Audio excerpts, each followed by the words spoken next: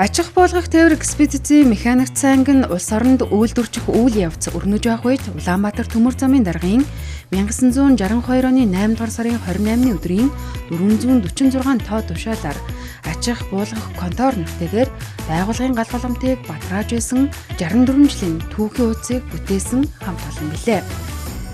Монгол цэвэрлэлтийн хамтарсан Улаанбаатар төмөр зам хувь нийлүүлсэн нийгэмлэгийн ерөнхий орооны 1975 оны 6 дугаар сарын 22-ны өдрийн 164-р протокол Улаанбаатар төмөр замын даргын А44 тоо тушаалаар ачаах буулгах тээвэр экспедицийн механикч анги болгон өргөтгөн үйл ажиллагаа явуулж байна. Бид бүх төрлийн тээвэр эргэсэл, битүү, хагас, давцанд, хойбор вагонууд, их таацын чингэлгүүд, гайлын итгэмжлэгдсэн автомашины тээвэр, автомашинаар тээвэрлэгдэн ирсэн импортын болон экспортын орон нутгийн харилцааны ачааг хүлээн авах, тээвэрт хүлээлт өгөх ажиллагааг төмөр замын хүч хэрэгслээр ачаах буулгах үйлчилгээг үзүүлж байна.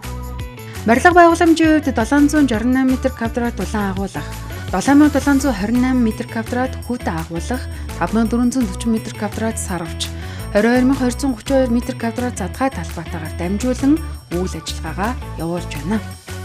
Манай байгууллага нь Улаанбаатар хотод байгаа хамгийн олон вагон чингэлэг ачиж буулгах хүчин чадалтай гайлын хяналтын бүс юм. Ачаах буулгах тээвэр экспедицийн механикч ангийн хамт олон та бүхний тээврийн эрэлт хэрэгцээ шаардлагыг бүрэн хангасан үйлчилгээг үзүүлэхээр шамдан ажиллаж байна. Танд хамгийн найдвартай, хурдан шуурхай, хямд чанартай доглог орчинг санал болгож байна.